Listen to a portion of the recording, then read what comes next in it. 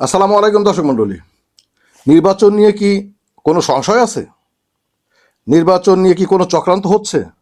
এই বিষয়টি বোঝার আগে কয়েকটা ডায়লগ একটু শোনাই আপনাদের, কয়েকটা ডায়লগ শুনিয়ে নিই।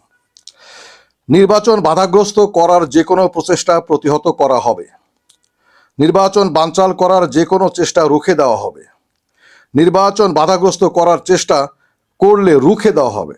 আবারও বলা হয়েছে এটা। সর্বোচ্চ কঠোর হবেন বা সর্বোচ্চ কঠোর পদক্ষেপ নেওয়া হবে, মানে যারা নির্বাচন বাতিল করার চক্রান্ত করতেছে তাদের বিপক্ষে আর কি।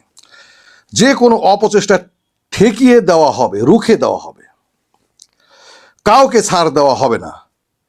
নির্বাচন যে কোনো মূল্যে হবে। আমরা নির্বাচন অনুষ্ঠানে অটল। শান্তিপূর্ণ পরিবেশ নিশ্চিত করা হবে।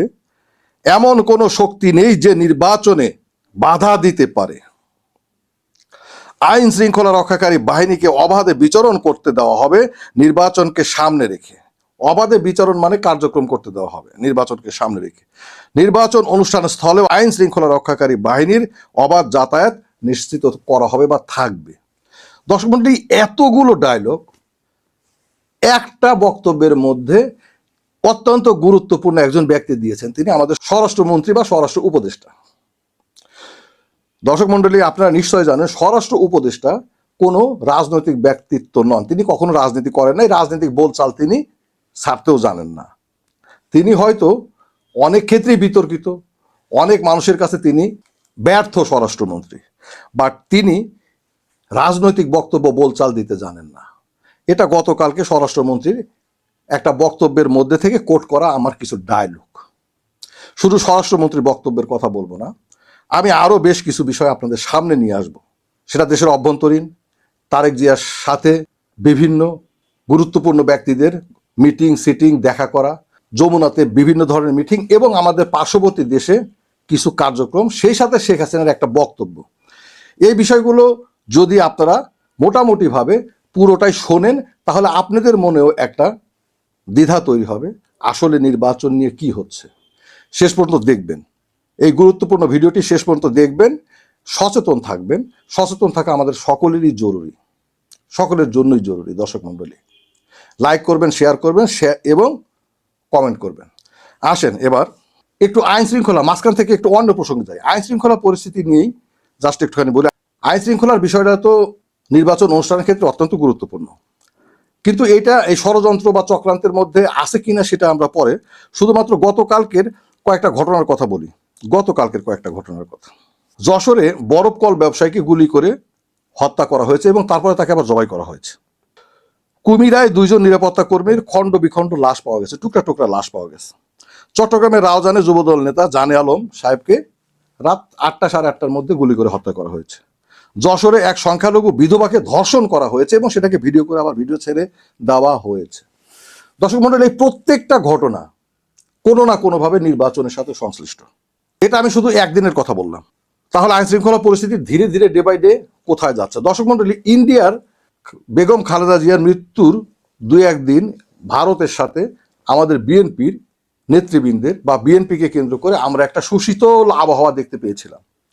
কিন্তু বাংলাদেশ থেকে গিয়েই পরিস্থিতি কিভাবে পরিবর্তন হয়ে গেল, হঠাৎ করেই কিভাবে আপনার রাজনীতি খেলার মধ্যে চলে আসলো, এই প্রত্যেকটা বিষয়ের সাথে নির্বাচনের সম্পর্ক আছে। অর্থাৎ নির্বাচনকে সামনে রেখে পরিস্থিতি আরো ঘোলাটে হবে। এই ঘোলাটে করার জন্য দেশের অভ্যন্তর থেকে যেভাবে কাজ করা হচ্ছে, দেশের বাইরে থেকেও সেভাবে কাজ করা হচ্ছে।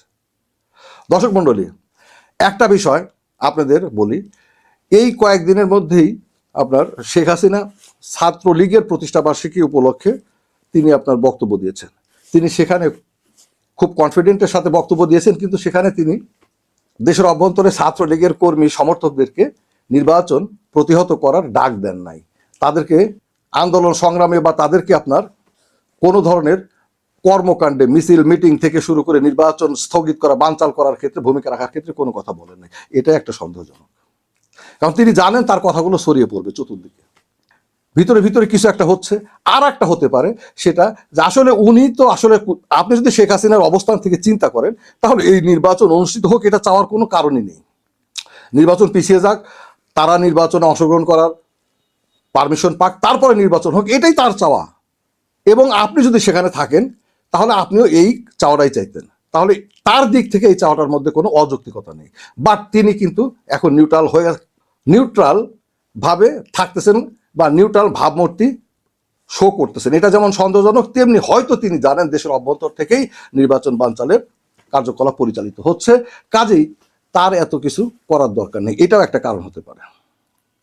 দর্শক মণ্ডলী, স্বরাষ্ট্রমন্ত্রীর বিষয়টাতে আসি। আপনার দেশের অভ্যন্তরে প্রায় 7-8টা গোয়েন্দা সংস্থা বিচরণ করে, কাজ করে। এই গোয়েন্দা সংস্থা প্রতিনিয়ত রিপোর্টগুলো কার কাছে পেশ করে? স্বরাষ্ট্রমন্ত্রীর কাছে। নিশ্চয়ই রিপোর্ট যার কাছেই পেশ করুক না কেন, স্বরাষ্ট্রমন্ত্রীর কাছে কপি আসে, স্বরাষ্ট্রমন্ত্রীর কাছে কপি আসে এবং স্বরাষ্ট্রমন্ত্রী জানেন। হঠাৎ করে তিনি যে কথাগুলো বললেন, তিনি যে নির্বাচন নিয়ে, আইন শৃঙ্খলা পরিস্থিতি নিয়ে তিনি যে অত্যন্ত শঙ্কিত, সেই জিনিসটা বোঝা যায়, সেই জিনিসটা বোঝা যায় তার বক্তব্যে। তিনি শঙ্কিত কেন, আতঙ্কিত কেন নির্বাচন নিয়ে? এতগুলো কথা তিনি কখনোই একটা ডায়লগের মধ্যে বা একটা বক্তব্য, ছোট একটা বক্তব্যের মধ্যে তিনি এতগুলো কথা কখনোই একসাথে বলেন নাই। বলার অর্থ কি? তিনি তো রাজনীতিবিদ না, তিনি নির্বাচনে অংশগ্রহণও করতেছে না, তার কোনো দলও নেই নির্বাচনে, তাহলে তার রাজনৈতিক বক্তব্য দেওয়ার তো কোনো কারণ নেই। তার কাছে অনেক ধরনের রিপোর্ট আসে যে রিপোর্টগুলোর ভিত্তিতে তিনি আতঙ্কিত নির্বাচন নিয়ে। দর্শক মণ্ডলী, আপনারা যদি খেয়াল করেন দেখবেন নিয়মের বাইরে, যদিও এটাকে নিয়মের বাইরে বলা হয়, এখন তারেক জিয়া অঘোষিত বাংলাদেশের প্রধান হিসেবে সকলে ট্রিট করতেছে, বিশেষ করে আমলা, পুলিশ প্রশাসন, গোয়েন্দা সংস্থা সবাই তাকে যেভাবে প্রোটোকল দেওয়া হচ্ছে, তাকে সাথে যেভাবে, সবচেয়ে বড় কথা আপনার গোয়েন্দা সংস্থার প্রধানরা তার সাথে গিয়ে মিটিং করতেছে। অস্বীকার করার উপায় আছে, আমি নাম নিচ্ছি না। অনেক গোয়েন্দা সংস্থা লোকজন তার সাথে গিয়ে কি আলাপ করতেছে, কি পরিস্থিতি জানাচ্ছে, নিশ্চয় ভিতরে কোনো না কোনো কিছু আছে যেটা তার সাথে পরামর্শ করা হচ্ছে এবং সেখান থেকে পদক্ষেপ নেওয়ার ব্যবস্থা করা হচ্ছে। কারণ তিনি হচ্ছেন নির্বাচনের পক্ষের মানুষ, নির্বাচনের পক্ষের সর্বোচ্চ নেতা, আর আরেকটা আছে নির্বাচনের বিপক্ষের।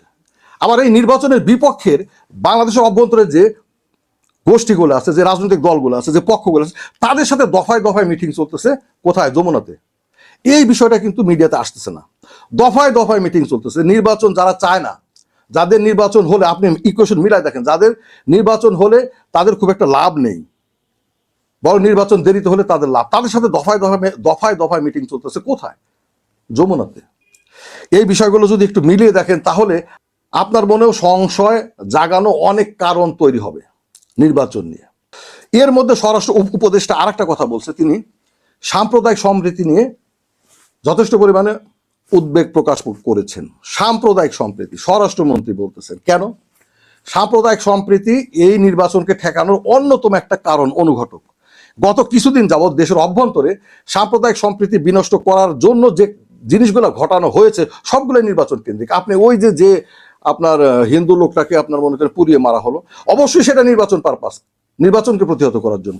এখন যে হিন্দু বিধবা মহিলাকে ধর্ষণ করা হচ্ছে এবং সেটা ভিডিও করে ছেড়ে দেওয়া হচ্ছে, এটার সাথেও নির্বাচনকে প্রতিহত করার একটা বিষয় যুক্ত আছে। এই সাম্প্রদায়িক সম্প্রীতি বিনষ্ট আরো সামনে হওয়ার সম্ভাবনা আছে। কারা করতেছে এগুলো? আমাদের দেশের অভ্যন্তরের লোকজন করতেছে, কিন্তু কাদের হয়ে করতেছে?